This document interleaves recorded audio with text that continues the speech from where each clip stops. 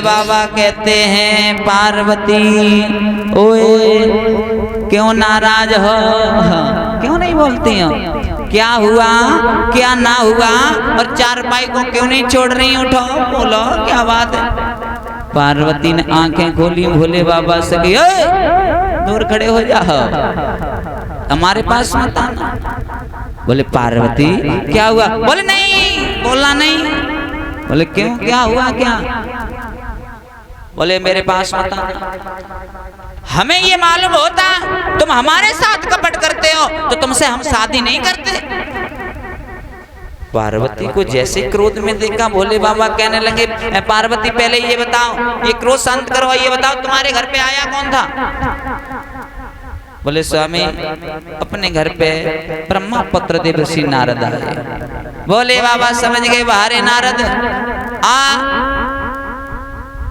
तुम्हें कोई घर भी नहीं मिला था, हमारा ही घर मिला आग लगाने के लिए, तुमने हमारे घर में आग लगा दी और चले गए। कोई बात नहीं पार्वती ऐसी बात है तो तुम ये बताओ नाराज क्यों हो। जवाब दिया तुमने एक कपट किया हमसे। बोले कौन सा कपट किया। सोई पार्वती समझ आए कि बोली स्वामी एक बात बताओ। बोले क्या, एक नहीं दो बताएंगे लेकिन बूझो। पार्वती कान लगी बताई दी। बोले बिल्कुल बताएंगे बिल्कुल बताएंगे। भोले बाबा बोले हाँ, गर्दन में ये मुंडों का हार है, ये क्यों डाल रखा है, ये मुंडे किसके। बोले बस ये जरा सी बात के लिए तुम नाराज होके क्यों लेट गई। वैसे तो एक राय हमारी ये पार्वती, तुम हमसे ये ना पूछो तो अच्छी बात है, और पूछती हो तो हम बताएंगे जरूर। बोले बताओ। भोले बाबा कहने लगे पार्वती जितने हमारी गर्दन में जो मुंड की माला है ना, मुंड पड़े हुए हैं, ये कोई गैर के सर नहीं है, ये तुम्हारे सर हैं, तुम्हारे।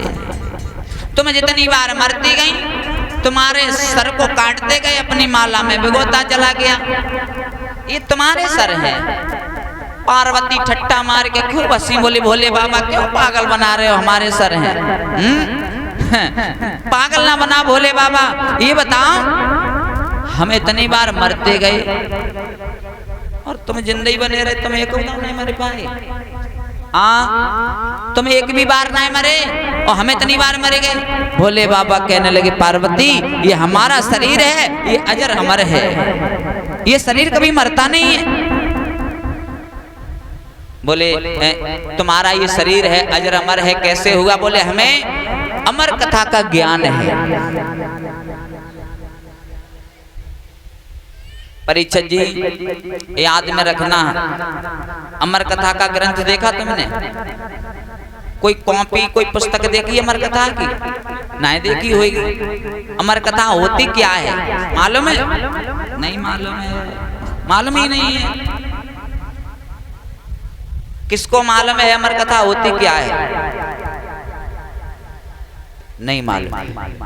अमर कथा कोई ग्रंथ नहीं है, कोई पुस्तक नहीं है। अमर कथा भगवान प्रभु राम मर्यादा पुरुषोत्तम श्री रामचरितमानस का ही ग्रंथ ही अमर कथा होती है। जिस रामचरितमानस का ज्ञान होगा जिस प्राणी को, समझ लीजिए उसने अमर कथा को पढ़ लिया। रामचरितमानस को ही अमर बताया गया है। जी कहते राजन परीक्षित जी जवाब दिया ऐसी बात है तो हमें भी अमर कथा सुना दो, हम भी अमर हो जाएं, आने जाने का सिस्टम खत्म हो जाए। अब तो भोले बाबा चिंता में पड़ गए। इन्होंने ये पहले पूछा कि आप ये मुंड किसके हैं, अब ये अमर कथा सुनना चाहते हैं। भोले बाबा ने कि कोई बात नहीं, जब सुबह होगा तुम्हें हम अमर कथा सुनाएंगे। सुबह हुआ और सुबह हुआ है पार्वती से कही चलो हमारे साथ, हम तुम्हें अमर कथा सुनाएंगे। बोले भोले बाबा यही सुना। बोले यहाँ नहीं सुनाएंगे, यहाँ एक नहीं बल्कि अनेकों लोग सुन लेंगे, तुम्हें एकांत में अमर कथा सुनाएंगे।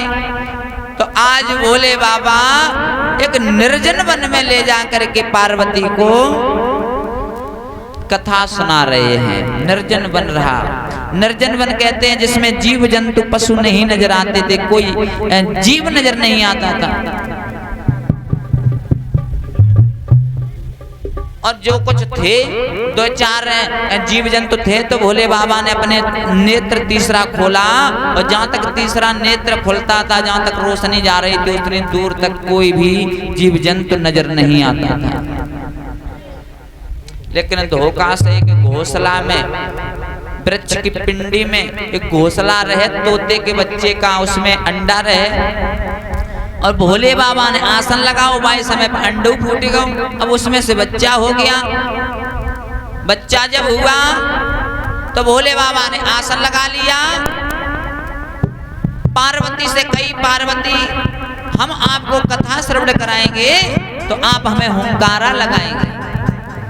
भोले बाबा कथा प्रारंभ की। पार्वती जी स्वामी का हुंकारा लगाने लगी। लेकिन ज्यादा देर नहीं हुई, आधी रात न हो पाई तोले पार्वती पर के सोए गए। तो एक शब्द ज्यादा बोल गए। भोले बाबा सोचने लगे अब तो हुंकारा भी नहीं आ रहा। तब तक तोते के बच्चे ने हुंकारा दे दिया। बोले जी स्वामी। बोले हाँ जग तो रही है पार्वती, हमने सोचा सो गई। नेत्रों को बंद किए हुए भोले बाबा कथा सुनाते रहे। अब तो तोते का बच्चा भी जी स्वामी का हुंकारा लगाता रहा। पूरी भगवान की अमर कथा सुन ली। सुबह हुआ, पार्वती को देखा वो सो रही हैं। बोले पार्वती। बोले हाँ क्यों, अमर कथा सुन ली? बोले भोले बाबा हम तो सो गए। बोले क्यों सो गई? बोले ध्यान भी नहीं रहा कि हम अमर कथा सुन रहे हैं या सो रहे हैं। इसलिए कथा में आए हो तो सोना नहीं पता नहीं कौन सा शब्द रह जाए जो आपके कानों तक ना पहुंच पाए। भोले बाबा ने कही पार्वती तुमने हमारी अमर कथा को सत्यानाश कर दिया। ये बताओ फिर जी स्वामी का हुंकारा सुबह तक कौन लगाता रहा? बोले भोले बाबा सुबह की बात कर रहे हो, हम तो 12 बजे से ही पहले सोए गए। हाँ भोले बाबा समझ गए हाँ इसके बीच में कोई चोर है जिसने हमारी अमर कथा को चुरा लिया। भोले बाबा ने त्रिशूल उखाड़ लिया। क्रोध में आए। तोते का बच्चा सोचने लगा अब हमारे प्राण नहीं बच पाएंगे। उस घोंसले से निकला, उड़ता हुआ भागने लगा। भोले बाबा ने त्रिशूल पीछे डाल दिया, खुद भाग रहे हैं, लेकिन तोते का बच्चा पकड़ने में नहीं आया। इधर वेद व्यास जी के घर में उनकी पत्नी अरुणी केसों को सुखा रही थी, और केस जब सुखा रही थी जमुहाई आई। तोते का बच्चा उसी समय वहां पहुंचा। उसने जरा सा रूप धारण किया और उस जमुहाई के अंदर से चला गया। जैसे ही जमुहाई लगी अरुणी ने तो मुंह के द्वारा पेट में वो तोते का बच्चा चला गया। भोले बाबा पहुंचे, व्यास जी से कहा व्यास जी ओए तुम्हारे दरवाजे तक हमारा एक चोर भागता हुआ आ रहा था, और तुम्हारे दरवाजे के बाद वो नजर भी नहीं आया है। हो सकता तुम्हारे घर में तो नहीं घुस गया? तुम्हारे घर में हमारा चोर है। व्यास जी कहने लगे भोले बाबा यदि तुम्हारा चोर हमारे घर में है तो अवश्य मिलेगा। भोले बाबा ने उन्हें भेज दिया अंदर कि जाओ हमारे चोर को ढूंढ के लाओ। व्यास जी भीतर गए, चारों तरफ ढूंढते रहे, कहीं चोर नजर नहीं आ रहा है। अंत में अपनी पत्नी से कहा क्यों भद्रे तुमने किसी को यहाँ आते हुए देखा? भोले बाबा दरवाजे पे वो कह रहे हैं कि तुम हमारा चोर तुम्हारे घर में आया है। अरुणी कहने लगी जी स्वामी आया तो, लेकिन वो हमारे घर में नहीं बल्कि मेरे गर्भ में चला गया, पेट में चला गया। यदि आपकी इच्छा है तो जाओ भोले बाबा से कह दो अपने चोर को वापस करना है तो हमारी पत्नी को मारना होगा। भोले बाबा से कही जाएगी कि भोले बाबा तुम हमारी पत्नी को मार दो, अपने चोर को निकाल लो। पत्नी को मारो, पेट फाड़ दो, अपने चोर को ले जाओ, हमें कोई शंका नहीं है, कोई घृणा नहीं है। भोले बाबा कहने लगे हाँ हम तुम्हारी पत्नी को मारे, पाप अपने सर पे ला दे? बिल्कुल नहीं, हम यहीं बैठेंगे, हम जाएंगे ही नहीं। जैसे पर्वत में तैसे जाओ। भोले बाबा ने वहीं त्रिशूल गाड़ दिया, बैठ गए। अब बैठ गए भोले बाबा, इंतजार कर रहे हैं कब हमारा चोर बाहर आए। परीक्षित जी 1 दिन 2 दिन 4 दिन बल्कि साल नहीं 2 साल नहीं 12 साल हो गए तोते का बच्चा बाहर ही नहीं आया। 12 साल तोते का बच्चा बाहर नहीं आया तो अंत में हार मान ली भोले बाबा ने।